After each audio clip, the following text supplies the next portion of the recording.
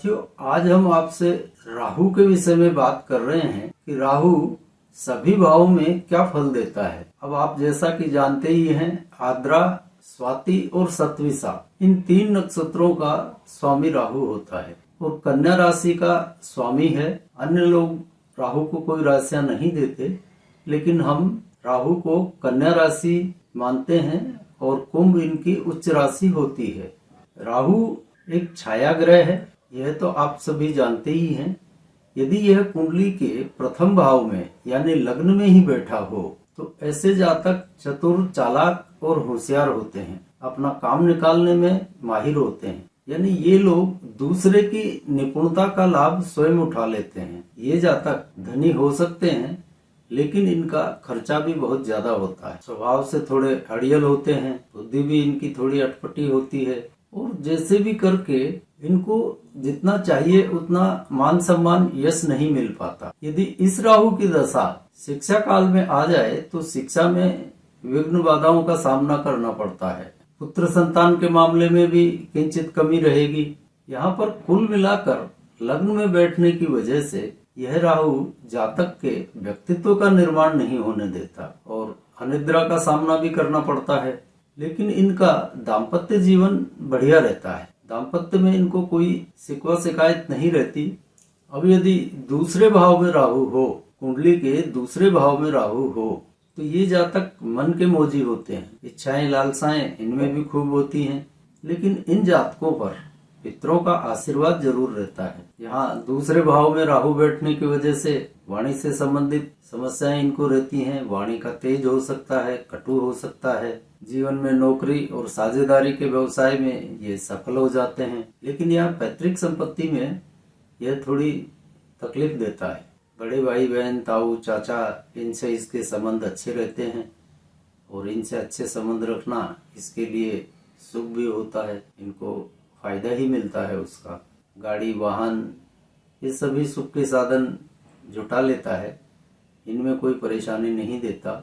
यानी इस राहु की वजह से जातक में अच्छाई और बुराई दोनों का समावेश रहता है और अक्सर ये अपनी माता के ही कंट्रोल में रहते हैं। दूसरे से किसी से नहीं डरेंगे, पर माता इनको कंट्रोल कर लेती है। और ऐसे जातक भले ही कितनी ही आर्थिक कष्ट में आ जाएं, क्योंकि यहाँ द्वितीय भाव में राहु बैठा है, लेकिन ये किसी के सामने हाथ नहीं फैलाएंगे। मुकद्दर का साथ इनको मिल जाता है और ये वापस अपनी पुरानी स्थिति में पहुंच जाते हैं और इनके काम भी ये इनके इन प्रकार चलते रहते हैं। इनके कार्य किसी कारण से रुकते नहीं हैं। यहाँ पर बस इनका वाणी में नियंत्रण कम रहता है और कुटुंब मंडली के मामले में भी यह राहु किंचित तकलीफ देता है। अब तीसरे भाव में बैठे हुए राहु की हम बात करें तो यह एक तरह का इच्छा पूर्ति योग बना देता है। जातक के पास पैतृक संपत्ति भी अच्छी होगी, पढ़ाई लिखाई भी इसकी ठीक हो जाती है और ये जातक किसी भ्रम में नहीं रहते हैं। इनको जो कुछ भी करना है, इनका लक्ष्य इनके सामने बिल्कुल स्पष्ट होता है। और यही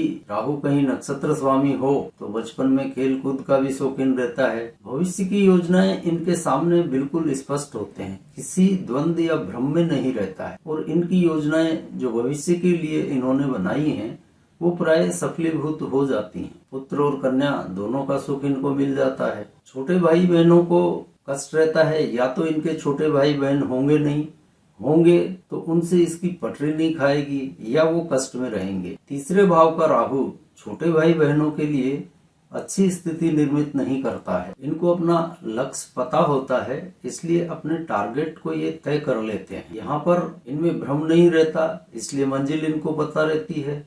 हाँ, तीसरा भाव कमजोर होने से ये थोड़े से आलसी हो सकते हैं, लेकिन भ्रमित नहीं होते, अपने लक्ष्य के प्रति भ्रमित नहीं होते, इसलिए ये सफलता प्राप्त कर लेते हैं। अब यदि राहु चौथे भाव में बैठा हो तो इन जातकों को सुख शांति का किंचित अभाव रहता है। ये जातक प्राय माता, मित्र, समाज के लोगों को ठीक से समझ नहीं पाते और उनसे प्राय शत्रुवत व्यवहार इनका बन जाता है, क्योंकि यहाँ पर चौथा भाव पीड़ित हो रहा है। चतुर्थ भाव का राहु जातक की स्वार्जित संपत्ति, वाहन और सामाजिक संबंधों में किंचित कमी पैदा करता है। चौथे भाव का राहु माता को भी कष्ट दे सकता है और ये प्राय इच्छा पूर्ति भी नहीं होने देता है। यानी ये जिस चीज की भी इच्छा कर लेगा उसमें विघ्न अवश्य उपस्थित होंगे। आराम से सुविधाजनक स्थिति में इसकी इच्छाएं पूर्ण होने में दिक्कत ही आती है। स्वभाव से भी थोड़ा कृपण कंजूस होता है, खर्च करने के पहले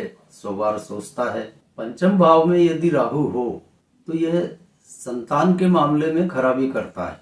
पत्नी को गर्भपात जैसी समस्याएं भी हो सकती हैं, स्वयं के उदर संबंधी रोग भी हो सकते हैं और यह आत्मा से उतना सक्षम नहीं हो पाता है। इसकी आत्मा में कुछ ना कुछ ईफ और बट्स लगे ही रहते हैं। इनके कार्य व्यवसाय में एक रूपता नहीं रहती। पैतृक कार्य करना इनके लिए ज्यादा बढ़िया रहता है। पैतृक कार्य करें तो उसमें सफल हो जाते हैं।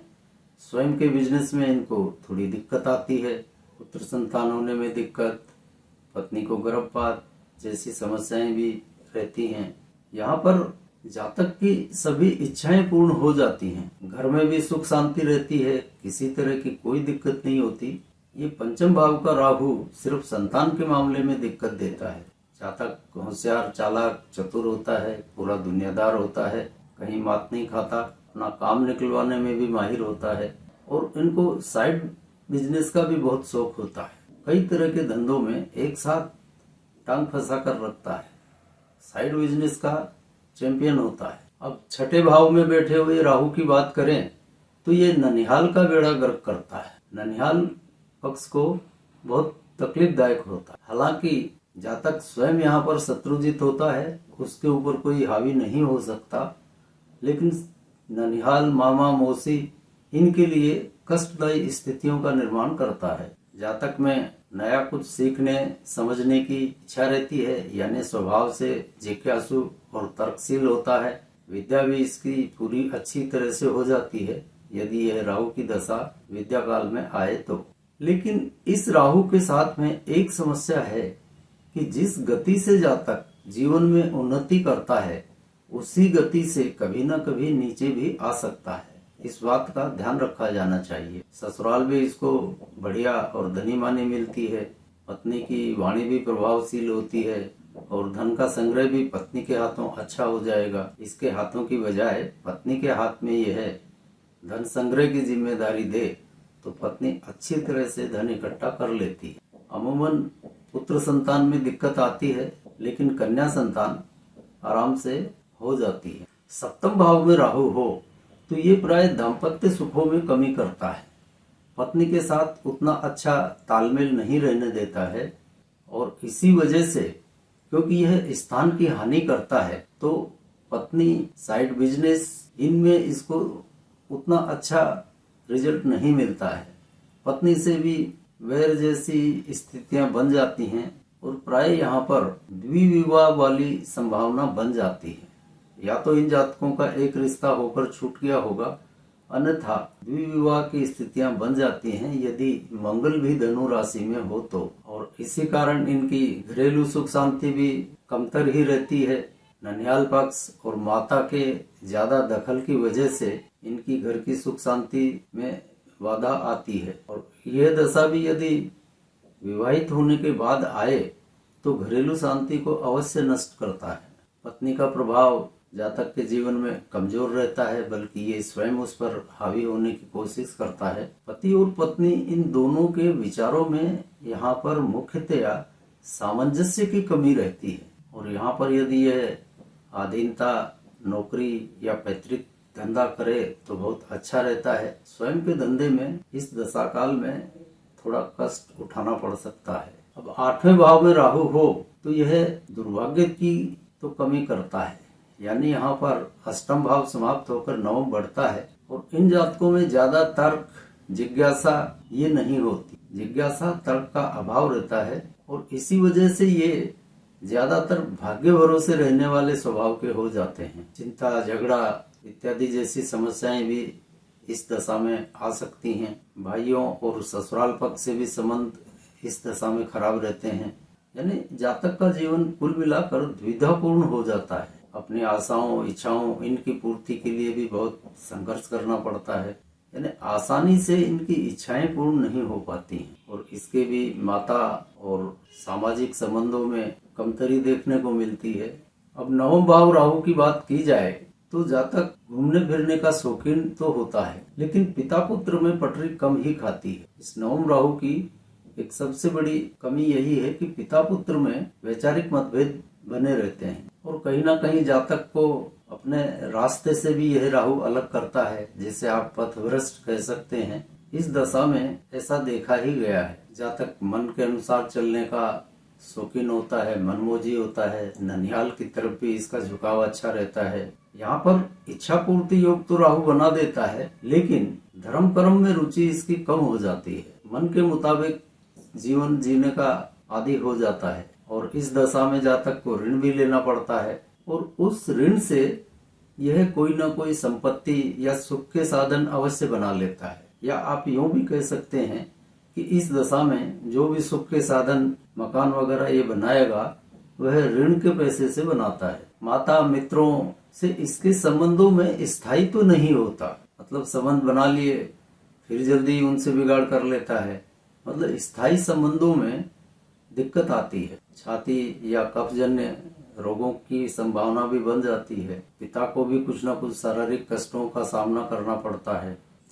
दसम भाव में बैठा हुआ राहु एक तरह से राजयोगकारी सिद्ध होता है। ये लोग अपनी इच्छाओं की पूर्ति के लिए निरंतर कार्यरत रहते हैं। इनमें क्रियाशीलता अधिक रहती है। वैसे काम ये उतावलेपन में ही करते हैं, बहुत ज्यादा कोई सोच विचार कर प्लानिंग से कार्य नहीं करते, पर उतावलेपन में कार्य करते हैं। जो मन में आ गया उसको कर डालता है फटाफट। और इसके साथ एक भी बात है, इस जातक के दिमाग में जो भी आइडिया आ गया पहली बार में, उसको अगर इसने क्रियान्वित कर लिया तो यह 100% उसमें सफल हो जाता। सोच विचार कर किए गए कार्य उनमें यह सफल नहीं हो पाता।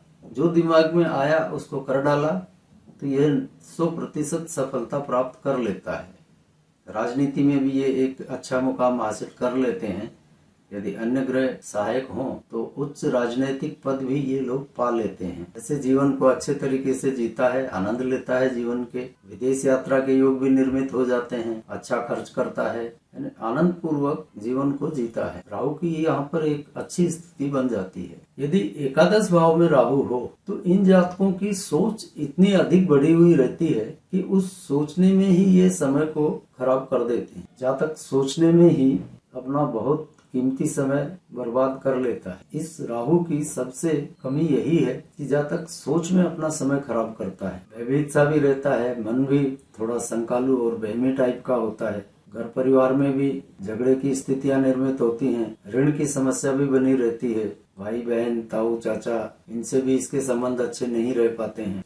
वैसे ये जातक ज्यादा लोभी लालची नहीं होते और इनको कन्या संतान होने की बजाय पुत्र संतान का सुख मिल जाता है। जुआ, सट्टा, लॉटरी जैसे सट्टेबाजी के कार्यों में भी रुचि रखता है, पर यहाँ पर यह जरूरी नहीं है कि उससे ये लाभ कमा ले। अब द्वादश भाव के राहु के बारे में बात की जाए तो इन जातकों की सोच बहुत अधिक बढ़ी हुई रहती है और क्रियाशीलता की इनमें कमी रहती है। ज्यादातर यह योजनाएं ही बनाता रहता है, उनको कार्यान्वित कर ले यह जरूरी नहीं है। नींद की भी समस्या रहती है, नींद इनको बहुत कम आती है और नेत्र रोगों की संभावना भी यहाँ पर बन जाती है। जातक का धन और परिवार इसको बढ़ाने में यह राहु बहुत सहायक सिद्ध होता है और विद्यार्थी जीवन में यह दशा है तो विद्या की उत्तम प्राप्ति इसको हो जाती है। ये जातक यदि ताऊ चाचा बुआ बड़े भाई बहन इनसे अच्छे संबंध रखेंगे तो जीवन में इसको कोई दिक्कत नहीं आएगी। इनसे अच्छे संबंध रखने की वजह से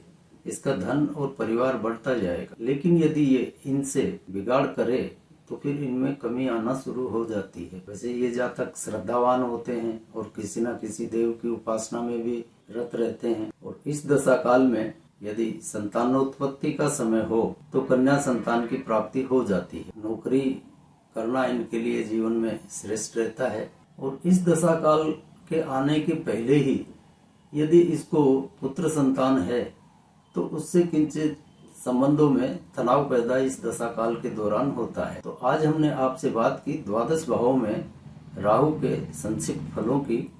अब आज के चैप्टर को यहीं विराम देते हैं और अगली बार आपसे मिलते हैं किसी नए विषय के साथ। तब तक के लिए जय जय सिया राम।